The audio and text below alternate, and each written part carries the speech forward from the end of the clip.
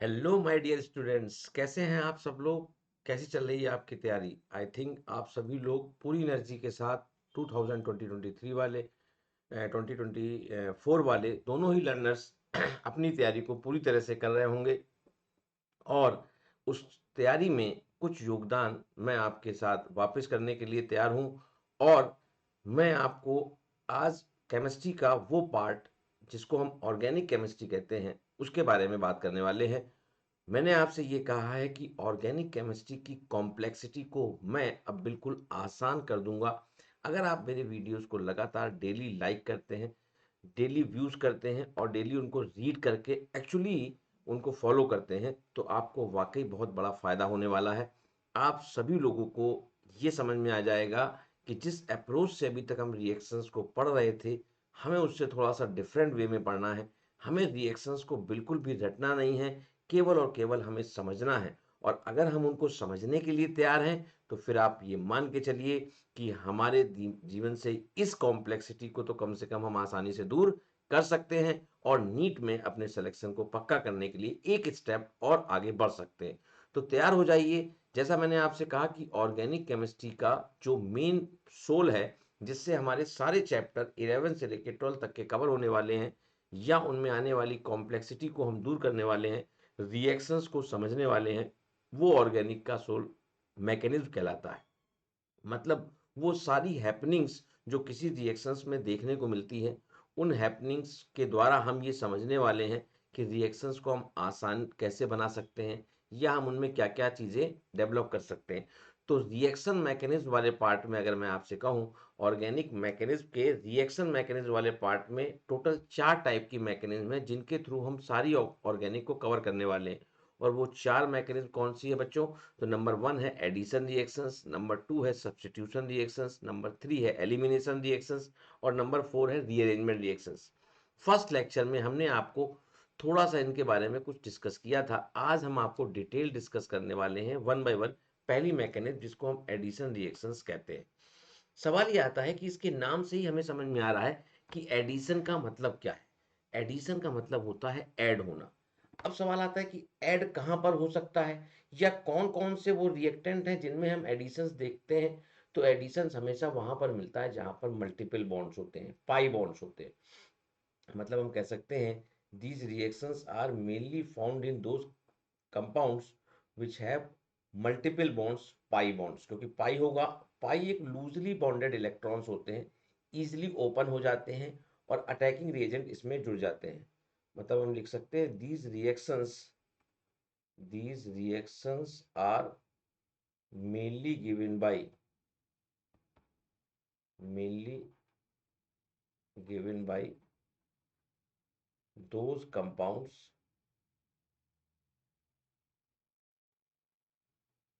which have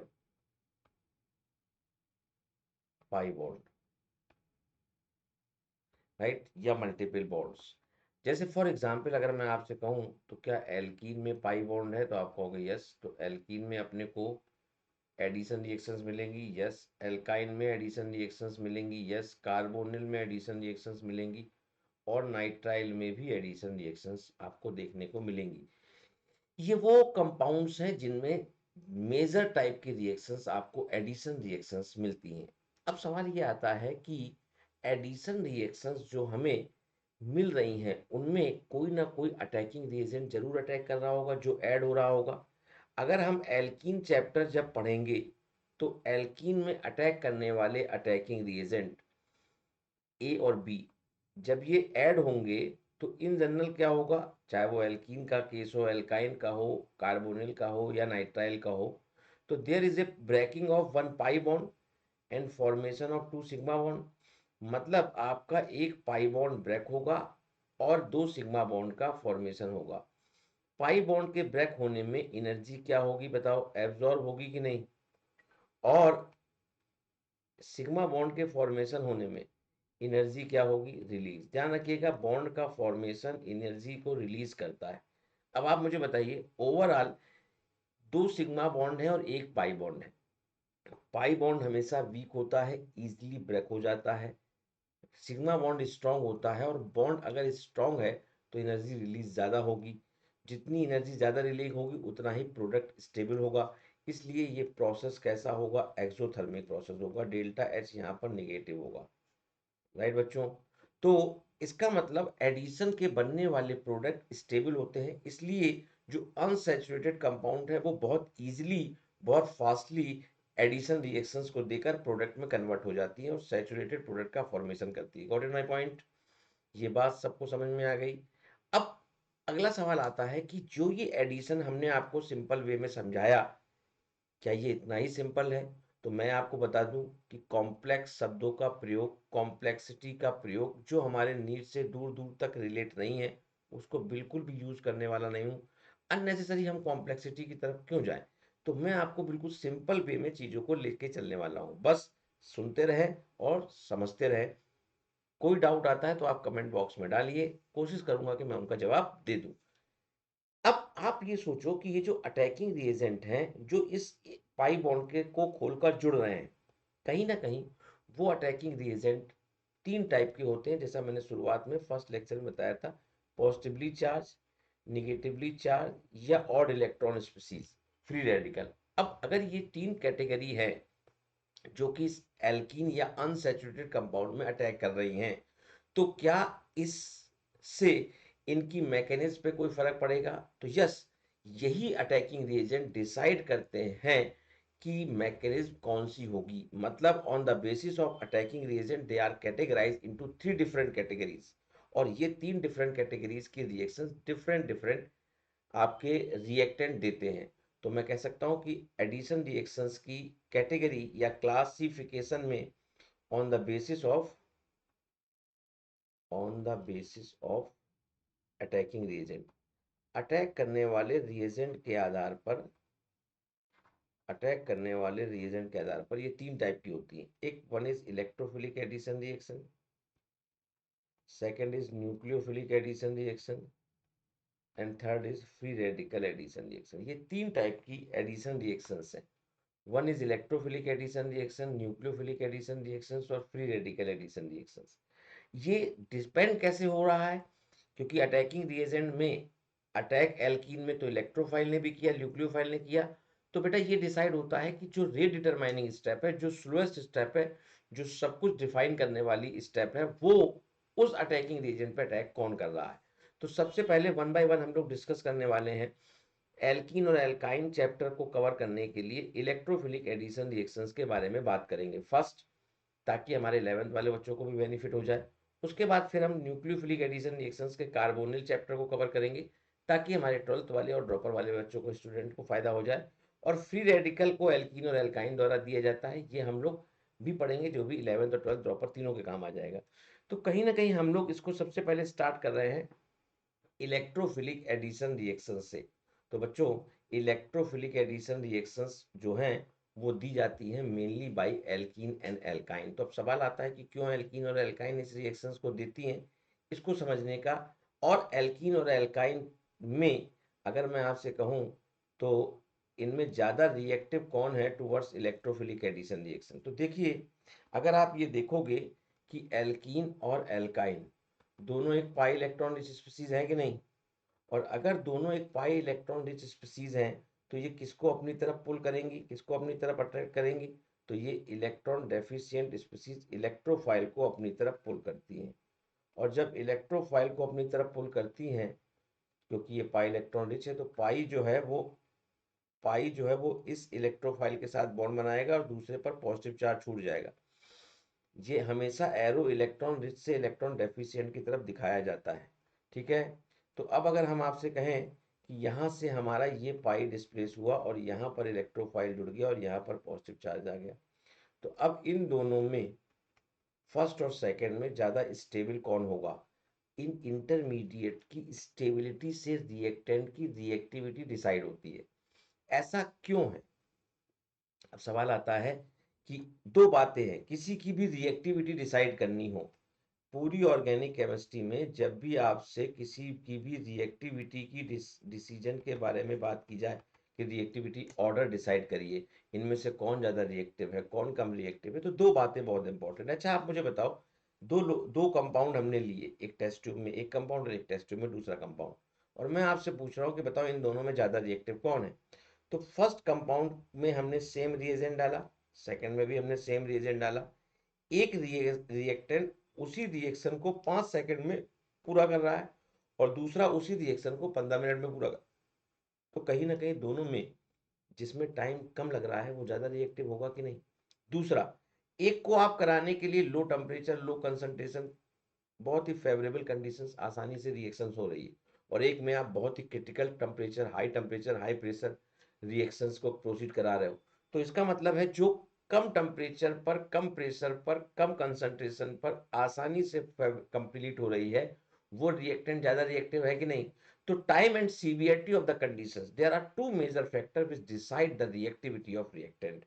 अब लेकिन क्या हम टाइम से रिएक्शन को थ्योरेटिकली मेजर कर पाएंगे?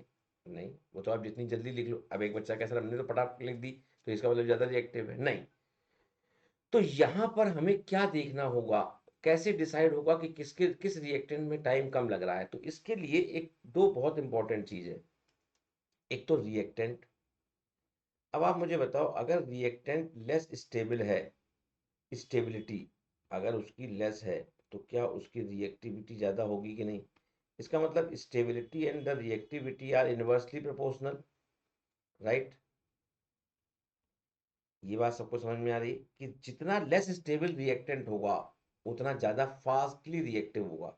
जैसे एक कोई व्यक्ति है, दो व्यक्तियों को दौड़ना है और पहुंचना है फाइनल डेस्टिनेशन पर, एक बिल्कुल स्लो है, सुस्त है, स्टेबल है, तो आप मुझे बताओ क्या वो फास्ट दौड़ पाएगा।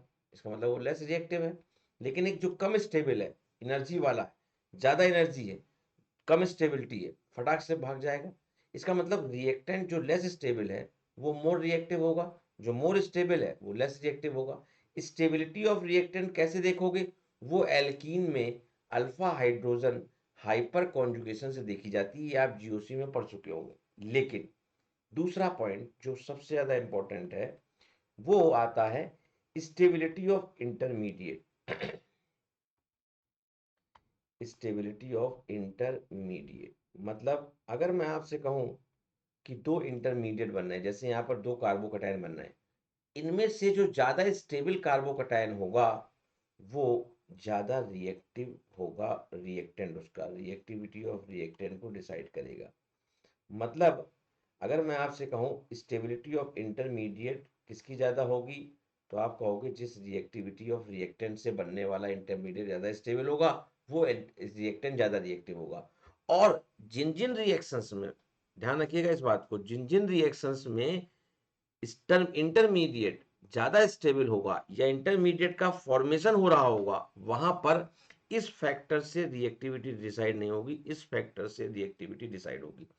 मतलब जिन ऑर्गेनिक रिएक्शंस में, चाहे वो एडिशन रिएक्शंस का हो, चाहे वो सब्स्टिट्यूशन रिएक्शंस हो, एलिमिनेशन रिएक्शंस हो, SN1 हो, E1 हो, आपकी इलेक्ट्रोफिलिक सब्स्टिट्यूशन रिएक्शंस हो, जिनमें भी इंटरमीडिएट बन रहा होगा वहां पर रिएक्टिविटी हमेशा स्टेबिलिटी ऑफ इंटरमीडिएट से डिसाइड होगी, इससे डिसाइड नहीं होगी, क्योंकि ये दोनों आपस में कॉन्ट्राडिक्ट करते हैं। Got it my point. और समझेंगे इसको एक और तरीके से, जैसा आपको ये पॉइंट समझ में आ गया कि फर्स्ट और सेकंड में अगर मैं आपसे कहूं ये मोर स्टेबल है इंटरमीडिएट, तो क्या इस इंटरमीडिएट के ज़्यादा स्टेबल होने के कारण एल्कीन ज़्यादा रिएक्टिव होगी कि नहीं। दूसरा, एल्काइन में एक एक्स्ट्रा पाई बॉन्ड है, इस बॉन्ड स्ट्रेंथ ज़्यादा है, एक्सपोजर ऑफ पाई इलेक्ट्रॉन कम होगा क्योंकि बॉन्ड लेंथ शॉर्ट होगी, और बॉन्ड लेंथ शॉर्ट होगी, एक्सपोजर ऑफ पाई इलेक्ट्रॉन कम होगा, तो रिएक्टिविटी भी क्या हो गई, कम हो गई। इसलिए अगर आपसे सवाल आता है कि बताओ मोर रिएक्टिव कौन होगा, तो आप कह सकते हो reactivity of alkene, reactivity of alkene, reactivity of alkene towards electrophilic addition reaction is more than alkyne, more than alkyne, alkyne से ज्यादा रिएक्टिव होगा। Got it my point.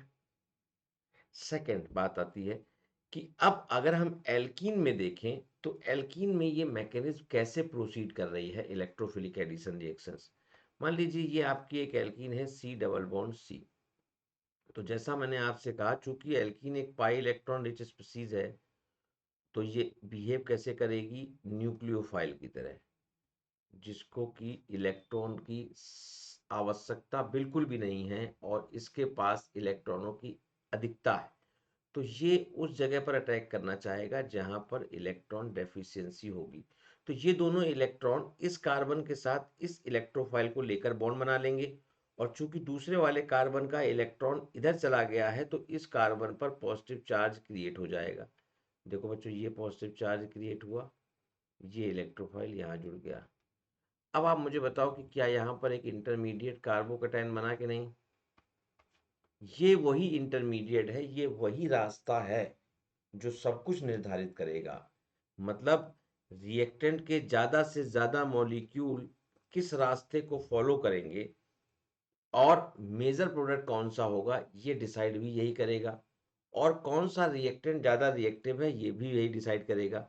इसको और डिटेल में समझने के लिए अभी मैं आपको एक ग्राफिकली थ्रू समझाऊंगा। न्यूक्लियोफाइल जब अटैक करेगा तो ये फाइनल प्रोडक्ट बन गया। देखिए यहाँ पर दो स्टेप आपको दिखाई पड़ रही होंगी। पहली स्टेप ये है, इसे हम स्लोएस्ट स्टेप कह सकते हैं, और ये एक आरडीएस स्टेप है, रे डिटरमाइनिंग स्टेप फर्स्ट, और ये आपकी सेकंड स्टेप है। इन दोनों स्टेप्स में ये स्लो स्टेप इसलिए है क्योंकि ये stable molecule alkene less stable intermediate carbocation का फॉर्मेशन कर रहा है, और ये आपका less stable carbocation more stable product की तरफ कन्वर्ट हो रहा है, तो ये रिएक्शन फास्ट हो रही है। तो ये रिएक्शन तो आपकी फास्ट है, लेकिन ये रिएक्शन स्लो है, और स्लो में अटैक करने वाला इलेक्ट्रोफाइल है। That's why the name of this mechanism is electrophilic addition reaction. अगर आप ये लाइन समझ में आ गई हो तो पूरी की पूरी एल्कीन की रिएक्शंस इसी सिंगल लाइन पर बेस्ड है। अब इस पर कुछ और बातें करने के लिए हम आपको इसके एक छोटे से ग्राफ पर ले जाते हैं। देखिए सभी लोग, अगर आप इस पर ध्यान से देखोगे तो आपको यहाँ पर ग्राफ का एक ग्राफिकल रिप्रेजेंटेशन मैं बना रहा हूँ, जरा ध्यान से देखेंगे। ये जो ग्राफ है ये किसके बीच में खींचा गया है, तो एक्स एक्सिस में रिएक्शन कोऑर्डिनेट एक्सिस है, मतलब जो रिएक्शन प्रोसीड हो रही है ये पूरा कन्वर्जन, इसको तो हम रिएक्शन कोऑर्डिनेट एक्सिस में दिखाते हैं। और ये आपकी एनर्जी, कि जिसकी एनर्जी ज़्यादा है वो लेस स्टेबल है। अब मान लीजिए अगर मैं आपसे कहूँ कि ये आपका एल्कीन है, इस एल्कीन पर इलेक्ट्रोफाइल के अटैक करने के बाद चूंकि ये लेस स्टेबल इंटरमीडिएट बनना है तो एनर्जी बढ़ती जाएगी, स्टेबिलिटी कम होती जाएगी। एक वो टाइम आएगा जो कि पीक होगा, हाईएस्ट पीक। ये पीक इस और इस के बीच में एक ऐसा स्ट्रक्चर बनता है जिसे हम कहते हैं ट्रांजिशन स्टेट 1। हर एक स्टेप में हमेशा एक ऐसा स्ट्रक्चर होगा जो इसका और इसका ट्रांजिशन का मतलब एक से दूसरे में कन्वर्ट होते समय वो स्ट्रक्चर, जिससे पहला वाला स्ट्रक्चर कंप्लीटली डिसअपियर और सेकंड वाला कंप्लीटली अपियर हो रहा है, वो ट्रांजिट स्टेज, वो ट्रांजिट फेज, जो कि हाईली एनर्जाइज्ड और हाईली अनस्टेबल है। लेकिन जैसे ही कार्बोकैटायन बनेगा एनर्जी कम हो जाएगी, क्योंकि यहाँ पर stability of carbocation due to inductive effect, resonance, hyperconjugation, किसी भी फैक्टर की वजह से कार्बोकैटायन स्टेबल होता है मोर देन ट्रांजिशन स्टेट। तो ये आपका बन गया इंटरमीडिएट कार्बोकैटायन। जब न्यूक्लियोफाइल अटैक करने फिर आएगा, फिर आपका ग्राफ सेकेंड TS2 बनेगा, और ये आपका रिएक्टेंट फाइनली प्रोडक्ट में कन्वर्ट हो गया। अब आप मुझे बताओ, क्या इस रिएक्शन को रिएक्टेंट साइड से हम प्रोडक्ट साइड में ले जा रहे हैं तो एनर्जी इस रिएक्टेंट की इतनी है और इस प्रोडक्ट की एनर्जी इतनी है, तो कहीं ना कहीं एनर्जी का ये लॉस हुआ है कि नहीं। इसे ही तो हम डेल्टा एच कहते हैं बेटा, आपने पढ़ा भी होगा। ये डेल्टा एच, ये एक्सोथर्मिक रिएक्शन है, एनर्जी रिलीज हो रही है। लेकिन अगर रिएक्टेंट को प्रोडक्ट साइड पहुंचना है तो क्या उसको इतनी एक्स्ट्रा एनर्जी की रिक्वायरमेंट है कि नहीं, जिसे हम energy of activation for forward direction की रिएक्शन के लिए कह सकते हैं कि नहीं।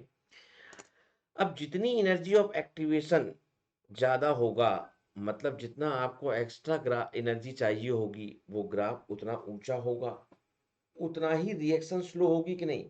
अगर ये ग्राफ नीचे होता चला जाए तो बताओ जिस रिएक्टेंट से हमको जितना कम एनर्जी ऑफ एक्टिवेशन की रिक्वायरमेंट होगी, मतलब जितना स्टेबल कार्बोकैटायन मिलेगा उतना ये ग्राफ नीचे आता जाएगा, जितना कार्बोकैटायन स्टेबलाइज होता जाएगा ग्राफ नीचे आ जाएगा, रिएक्शन फास्ट होती जाएगी कि नहीं। तो डेफिनेटली अब फॉर एग्जांपल मैं आपको इसके एक एग्जांपल के थ्रू समझाते हूँ कि यहाँ पर देखिए, अब अगर मैं आपसे कहूँ कि देखिए एक एल्कीन है CH2 डबल बॉन्ड CH2 और एक एल्कीन है CH3 CH double bond CH2 और एक एल्कीन है CH3 डबल बॉन्ड CH2। अब आपसे कहा जाए कि बताओ इन तीनों एल्कीन में इलेक्ट्रोफिलिक एडिशन रिएक्शन, अब वो इलेक्ट्रोफिलिक एडिशन रिएक्शन क्या क्या हो सकता है।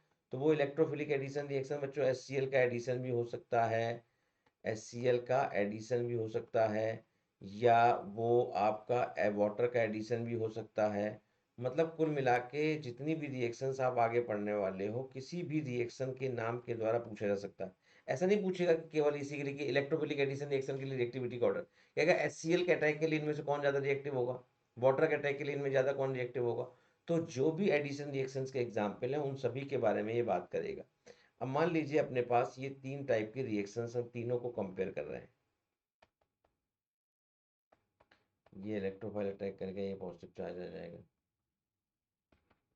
ये इलेक्ट्रोफाइल अटैक कर गया और ये इलेक्ट्रोफाइल अटैक कर गया। अब आप मुझे बताओ इन तीनों में फर्स्ट, सेकंड और थर्ड सबसे ज़्यादा स्टेबल इंटरमीडिएट कौन सा होगा, थर्ड वाला होगा कि नहीं। दिख रहा है आपको, इसका मतलब इसका जो एनर्जी ऑफ एक्टिवेशन होगा, इसका जो ग्राफ होगा उसका पीक जो है वो कम होगा, energy of activation stability of carbocation से कम हो जाएगी, तो रिएक्शन फास्ट हो जाएगी कि नहीं। तो क्या आप यहाँ पर ये कह सकते हो जैसा मैंने पहले भी कहा, हालांकि अगर आप रिएक्टेंट से देखते तो देखो इसके 6 अल्फा हाइड्रोजन है, इसके 3 अल्फा हाइड्रोजन है, तो सबसे लेस स्टेबल एल्कीन ये वाली होगी कि नहीं, बोलो। नहीं, ये सबसे ज्यादा स्टेबल होगी क्योंकि यहाँ पर अल्फा हाइड्रोजन 3 है। अगर ये सबसे ज्यादा स्टेबल है तो सबसे कम रिएक्टिव होना चाहिए, लेकिन मैंने आपसे कहा कि यहाँ रिएक्टेंट से रिएक्टिविटी डिसाइड नहीं होगी, यहाँ इंटरमीडिएट से डिसाइड होगी। तो इनमें से तीनों में से आप मुझे ये बताओ सबसे ज़्यादा रिएक्टिव एल्कीन फर्स्ट होगी कि सेकंड होगी कि थर्ड होगी। तो आप कह सकते हो सबसे ज़्यादा थर्ड होगी कि नहीं। तो ये रिएक्टिविटी ऑर्डर हुआ कि नहीं बच्चों, बताओ। ये बात मेरी सबको समझ में आ गई, वेरी गुड। तो मतलब आपको जब भी एल्कीन के लिए रिएक्टिविटी ऑर्डर पूछा जाएगा तो आप क्या बताओगे, तो आप बताओगे उस केस में सबसे ज़्यादा रिएक्टिव जिससे बनने वाला इंटरमीडिएट सबसे ज़्यादा स्टेबल होगा। इसका मतलब स्टेबिलिटी ऑफ इंटरमीडिएट के डायरेक्टली प्रोपोर्शनल। देखिए ये इंटरमीडिएट जितना ज़्यादा स्टेबल होगा इसका ग्राफ उतना नीचे आ जाएगा, पीक उतना नीचे आ जाएगा, मतलब उतनी कम energy of activation extra energy की रिक्वायर्ड होगी और रिएक्शन आसानी से हो जाएगी। सिंपल सी बात समझ में आ रही कि नहीं भाई। आप मुझे बताओ, आपके पास 10 रुपए हैं और आपको 15 रुपए का कोई सामान खरीदना है तो आपको 5 रुपए चाहिए, लेकिन अगर आपके पास 10 रुपए हैं और आपको 12 रुपए का कोई सामान खरीदना है तो 2 ही रुपए एक्स्ट्रा चाहिए। तो जो एक्स्ट्रा रिक्वायर्ड है अगर वो कम हो जाए तो डेफिनेटली आप आसानी से उस काम को कर सकोगे। अब आता है सेकंड पॉइंट, जैसा मैंने आपसे कहा कि केवल रिएक्टिविटी ही डिसाइड नहीं होती बच्चों।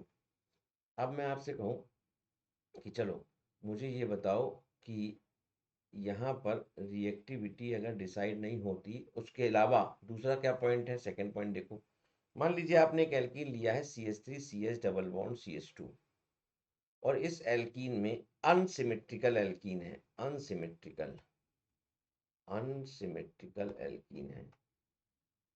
तो अगर ये अनसिमेट्रिकल एल्कीन है तो यहाँ पर इलेक्ट्रोफाइल के अटैक करने की दो पॉसिबिलिटी है कि नहीं।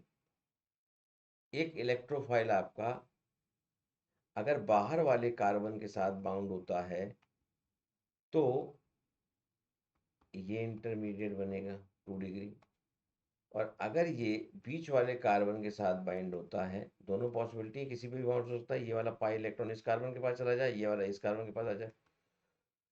तो अब मुझे बताओ कि इन दोनों में, फर्स्ट वाले और सेकंड वाले, इन दोनों में आप मुझे ये बताइए, इन दोनों में ज़्यादा स्टेबल कार्बोकैटायन कौन सा है, फर्स्ट वाला है कि सेकंड वाला है?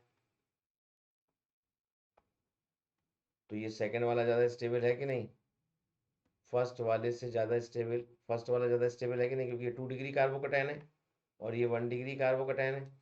तो अगर 2 डिग्री कार्बोकैटायन ज़्यादा स्टेबल है, इसका मतलब इसका पीक ज़्यादा होगा।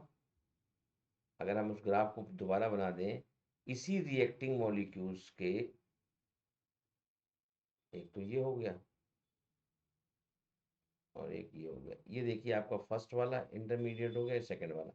अब आप मुझे बताओ, ए और बी किस रास्ते से ज़्यादा मॉलिक्यूल जाना पसंद करेंगे? ए वाले रास्ते से पसंद करेंगे कि नहीं, क्योंकि छोटा रास्ता है। इसका मतलब अगर ये मॉलिक्यूल्स बहुत सारे हैं तो ज़्यादा से ज़्यादा मॉलिक्यूल इस रास्ते को फॉलो करना चाहेंगे, और अगर इस रास्ते को फॉलो करना चाहेंगे तो फिर इसका मतलब ये हुआ कि डेफिनेटली यहाँ पर इसका बनने वाला प्रोडक्ट मेजर होगा कि नहीं, और ये प्रोडक्ट आपका माइनर होगा कि नहीं। तो बच्चों, आप मुझे ये देख के बताओ कि क्या मेजर और माइनर भी इस बात से डिसाइड हो रहा है कि कौन सा रिएक्ट इंटरमीडिएट ज़्यादा स्टेबल है, राइट? तो मतलब हम यहाँ पर जो ये पहला पॉइंट लिखा था कि रिएक्टिविटी ऑफ, इस पॉइंट को भी आप दोनों पॉइंट नोट कर सकते हो, क्या कि रिएक्टिविटी ऑफ रिएक्टेंट या रिएक्टिविटी ऑफ एल्कीन और alkyne depends upon stability of carbocation या major intermediate, as well as major product formation, major product formation, major product formation is also depend upon stability of carbocation. तो क्या ये बात सबको समझ में आ चुकी है? यहाँ तक क्लियर हो गई मेरी बात? अब इसको हम समझने के लिए एक डिटेल रिएक्शंस पे जाते हैं और फिर फाइनल कंक्लूजन आपको बताते हैं, जिस कंक्लूजन को आपको सबसे पहले बताकर काम से फ्री कर लिया जाता है। क्या हम बात करने जा रहे हैं? एक एग्जाम्पल के through addition of H X, addition of H X, halogen acid, इसे हम कहते हैं halogen acids in presence of, या addition of halogen acids, simple हम ले लेते हैं एडिशन ऑफ हेलोजन एसिड्स या एच एक्स। तो देखिए एच एक्स में एच एफ होता है, एच सी एल होता है, एच बी आर होता है और एच आई होता है। अब आप सबको पता है कि डाउन टू ग्रुप साइज बड़ा होता जाता है तो बॉन्ड लेंथ बड़ी होती जाती है, और अगर बॉन्ड लेंथ बड़ी होती जाती है तो बॉन्ड आसानी से ब्रेक हो जाएगा। इसका मतलब सबसे तेजी से एच कौन देगा? इसका मतलब सबसे ज़्यादा एसिडिक एच आई होगा कि नहीं? तो क्या हम कह सकते हैं कि रिएक्टिविटी ऑर्डर भी यही है, एच एक्स की रिएक्टिविटी ऑर्डर यही होगा कि नहीं? तो अब अगर मैं आपसे कहूँ कि एक हमारे पास एल्कीन है, C H three C H double bond C H two, और यहाँ पर हम एच एक्स का अटैक कराने जाना चाह रहे हैं, तो आप मुझे बताओ इनमें से एच पहले अटैक करेगा कि एक्स पहले अटैक करेगा? डेफिनेटली एच अटैक करेगा। सिंपल सी बात है कि एच जो है वो अटैक करेगा, और जब एच अटैक करेगा तो एच के अटैक, मेरा एरो ऐसा दिखा रहा हूँ ताकि आपको आसानी से समझ में आ जाए, वरना एरो दिखाने का तरीका ये। तो क्या एच इस वाले कार्बन पर भी अटैक कर सकता है या इस वाले कार्बन पर? दो पॉसिबिलिटी है कि नहीं? तो अब आप मुझे बताओ, क्या इसमें बाहर वाले कार्बन पर अगर एच अटैक कर गया तो ये इंटरमीडिएट बना, और अगर बीच वाले कार्बन पर अटैक कर गया तो ये इंटरमीडिएट बना कि नहीं? तो अब मुझे बताओ 2 डिग्री और 1 डिग्री में ज़्यादा स्टेबल इंटरमीडिएट कौन सा होगा? तो आप कह सकते हो 2 डिग्री ज़्यादा स्टेबल है कि नहीं। इसका मतलब इन दोनों में से ज़्यादातर रिएक्टिंग मॉलिक्यूल इस रास्ते को फॉलो करना पसंद करेंगे, तो डेफिनेटली ये प्रोडक्ट मेजर हो गया कि नहीं? तो 2 हेलो प्रोपेन, ये प्रोडक्ट मेजर हुआ कि नहीं? तो यहाँ पर आपने फटाक से ये दोनों प्रोडक्ट को बनाकर देख लिया कि ये प्रोडक्ट मेजर होगा। अब आपको बार बार इस मैकेनिज्म को प्रोसीड भी नहीं कराना है, क्योंकि नीट के एग्जाम में सवाल आएगा तो ऐसा थोड़ी बार बार आप कराओगे। आप क्या देखोगे, जैसे फॉर एग्जांपल ये एल्कीन आई और आपने यहाँ पर एच का अटैक करा के पूछ रहा है मेजर प्रोडक्ट क्या होगा, तो डेफिनेटली आप ये देखो कि इन दोनों में से कौन से कार्बन पर पॉजिटिव चार्ज ज़्यादा स्टेबल होगा। जहाँ पर पॉजिटिव चार्ज ज़्यादा स्टेबल होगा, इसका नेगेटिव पार्ट उसी कार्बन पर अटैक करेगा। इसका मतलब अब आपको बिना कुछ किए, बिना मैकेनिज्म किए यहाँ पर फाइनल प्रोडक्ट ये बना सकते हो कि नहीं? राइट। अब इन दोनों रिएक्शन से आप अगर ध्यान से ये देखो तो आपको एक कंक्लूजन निकल के आ रहा होगा कि नेगेटिव पार्ट हमेशा उस कार्बन पर जुड़ रहा है अनसिमेट्रिकल एल्कीन में जहां पर हाइड्रोजन का नंबर कम है। इसको एक रूल कह दिया गया और इस रूल को साइंटिस्ट मार्कोनिकॉफ ने फाइनलाइज करके बताया था, इसलिए इसको हम मार्कोनिकॉफ रूल कहते हैं। और वो ये रूल कहता है कि according to this rule negative part of unsymmetrical reagent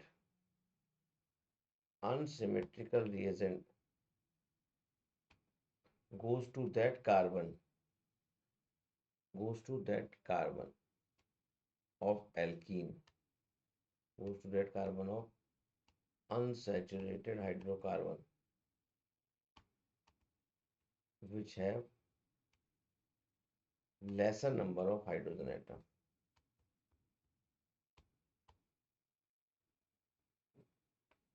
जिनके पास ये आपको बेटा पहले, अब आप कहोगे सर आप इतनी सारी कहानी बताने की क्या जरूरत थी, आप तो पहले में बता देते कि इसमें हाइड्रोजन की संख्या कम होगी तो हम यहाँ निगेटिव पार्ट जोड़ के मेजर प्रोडक्ट बना देते।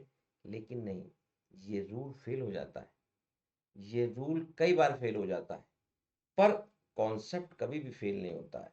कॉन्सेप्ट विल नेवर फेल, इसलिए आपको हमेशा कॉन्सेप्ट पर ही फोकस करना है। जैसे ये आपकी एक एल्कीन है और इस एल्कीन में आपसे कहा जाए कि बताओ HX या HBr का अटैक कराओगे तो मेजर प्रोडक्ट क्या बनेगा।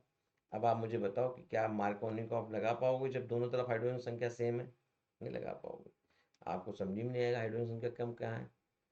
और अगर आप दोनों में से कहीं इधर उधर में कहीं भी सोचो कि दोनों जगह बराबर है तो कहीं भी जोड़ दो तो गलत हो जाएगा आंसर, क्योंकि आपको ये पता है कि यहाँ पर जब H अटैक करता है और अगर रिंग के बगल वाले कार्बन पर पॉजिटिव चार्ज आता है तो ये मोर स्टेबल इंटरमीडिएट होगा ड्यू टू रेजोनेंस।